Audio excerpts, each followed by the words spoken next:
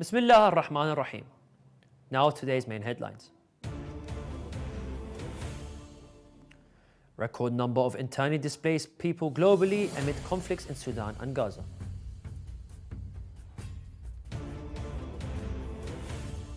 Devastating floods ravage Afghanistan's Baghlan province, leaving 40,000 children homeless. Turkish authorities detained 56 suspected ISIS members in nationwide raids. And the governor of the holy city of Karbala meets with Pakistan's ambassador to Iraq.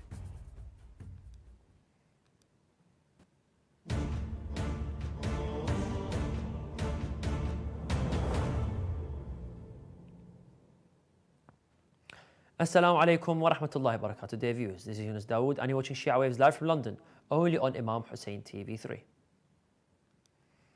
A new report has revealed a troubling global trend, with number of internally displaced people or IDPs worldwide reaching a record high of 75.9 million by the end of 2023.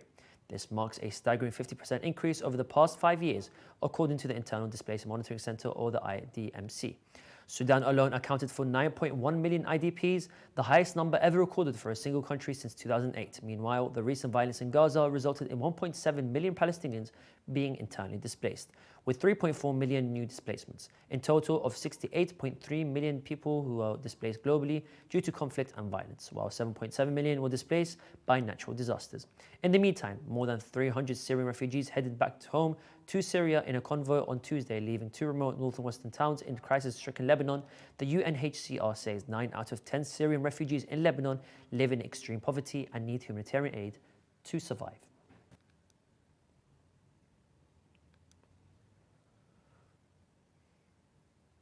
In the wake of a catastrophic flooding event in Afghanistan's Baghlan province, the humanitarian organization Save the Children has expressed grave concern over the devastating impact on the local population, particularly the estimated 40,000 children who have been left without homes.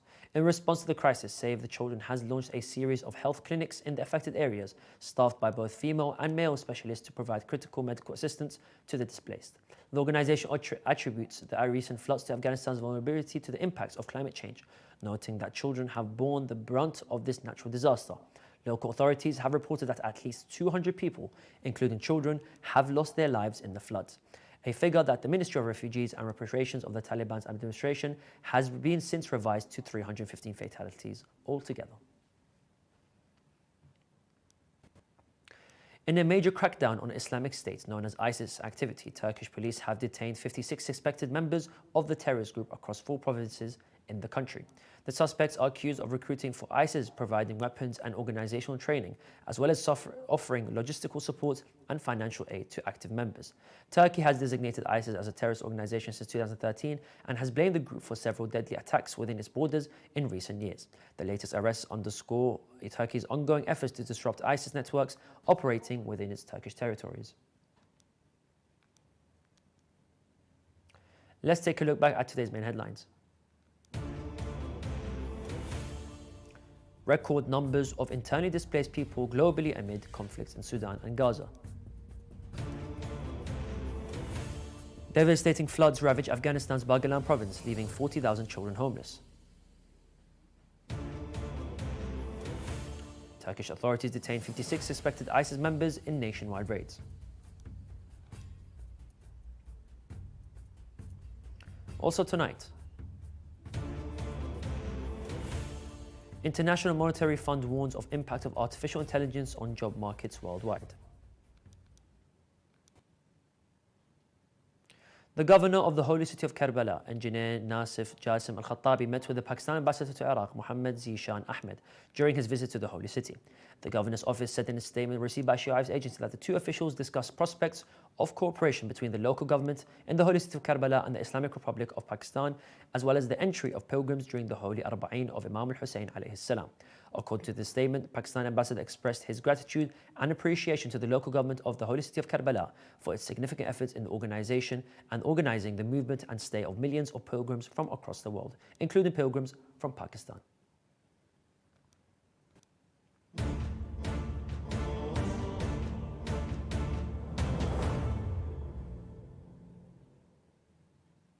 And now we'll continue with some shorter news. Tree ring data has revealed that last summer was the hottest in the Northern Hemisphere in over 2,000 years. Researchers analysed tree growth rings from across Europe and Asia to build a detailed climate record dating back 2 millennia. The comparison showed a stark contrast with 2023 nearly being 4 degrees warmer than the coldest summer in 2,000 years, even compared to the pre-industrial period of 1850 to 1900s. Last summer was over 2 degrees hotter. Scientists say that this unprecedented warmth is driven primarily by human-caused climate change, amplified by the current El Niño climate pattern.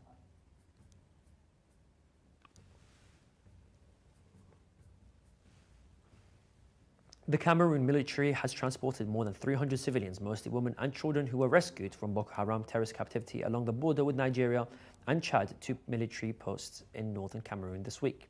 The source cited that the army is confirming that a significant number of militants from the Nigeria-based insurgents group were eliminated in a border operation named Alpha. In 200 government troops participated, at least 36,000 people have been killed and 3 million have fled their homes since 2009, when fighting between Nigerian government troops and Boko Haram militants spread to Cameroon, Niger and Chad, according to the United Nations. Voter turnout in India-controlled Kashmir reached record highs Monday as residents swarmed polling stations across Srinagar in the first national election since Prime Minister Narendra Modi's 2019 nullification of the Himalayan region's semi-autonomous status. Marking the second highest voting percentage in more than 3 decades, Monday's turnout of at least 36% reverses a long-running trend of unusually low vote counts, the source added. More than double the 2019 election turnout of 14.43%. Monday's turnout, according to regional election officials, remains lower than India's national average of 62%. Child refugees are using people smugglers to cross the channel in small boats to reunite with parents and other close relatives because delays in government family reunion processes are leaving them stranded in danger. Some children are waiting in conflict zones for applications for refugee family reunions in the process by the Home Office, while others have fled to neighbouring countries. Many wait longer than the Home Office's target of 12 weeks to process these applications. The report pointed out that confirming that the backlog of family reunion applications in July of 2023 was 11,000. A new TB vaccine trial in South Africa offers hope for curbing the global TB epidemic, with promising results in adolescents and adults. The M72 vaccine trial targets latent TB preventing avocation in immunocompromised individuals like HIV and AIDS patients, showing promise in reducing TB transmission. It has shown efficiency rates of 50%, meaning 8.5 million lives can be saved and 76 million new cases can be prevented. The source mentioned, citing World Health Organization authorities, that the TB vaccine results will be out in 5 years, and if proven successful, the rollout is expected to begin by 2030.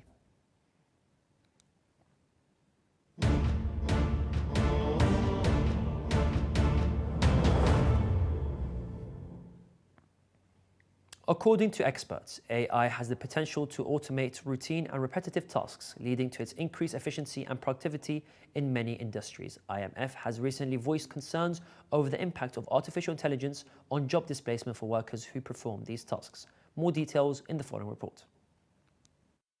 Kristalina Georgieva, Managing Director of the International Monetary Fund, has issued a stark warning regarding the rapid impact of artificial intelligence, AI, on global job markets. Speaking at the Swiss Institute of International Studies, Georgieva described AI's effect on labor forces as akin to a tsunami, emphasizing the urgency for both individuals and businesses to prepare. According to Georgieva, AI is expected to impact 60% of jobs in advanced economies and 40% globally within the next 2 years. Emerging economies are particularly vulnerable, with around 40% of their jobs at risk. According to news reports, this phenomenon has already begun to manifest, with notable job cuts in media and technology sectors in the US.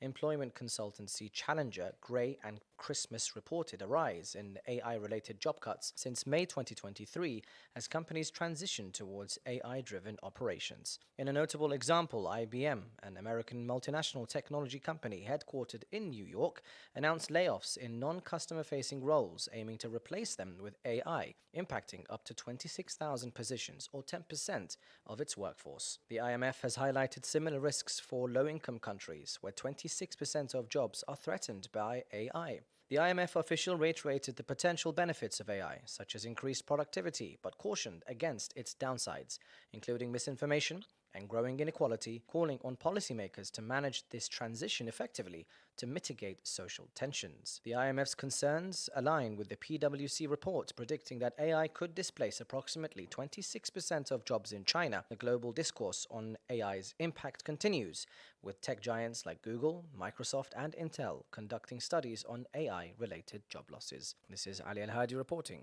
for Shia Waves.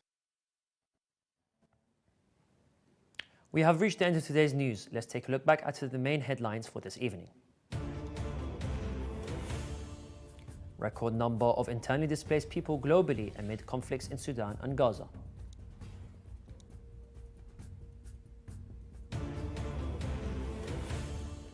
Devastating floods ravage Afghanistan's Baghlan province, leaving 40,000 children homeless.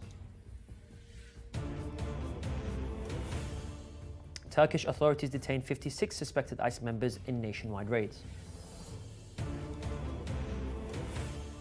The governor of the holy city of Karbala meets with Pakistan's ambassador to Iraq. And the International Monetary Fund warns of impact of artificial intelligence on job markets worldwide. You can view the latest news on our website, or you can send news of your city or country to be published on our news agency. Contact us on the numbers at the bottom of the screen. Thank you all for watching, and we pray to Allah the Almighty to haste the reappearance of the Master of our time. Wassalamu alaikum wa rahmatullahi wa barakatuh.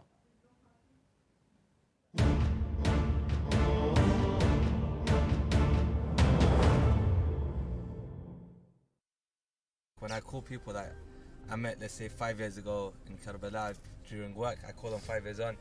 I'm like, Assalamu alaikum, it's Murtada. They're like, which Murtada? I'm like, the one of white hair.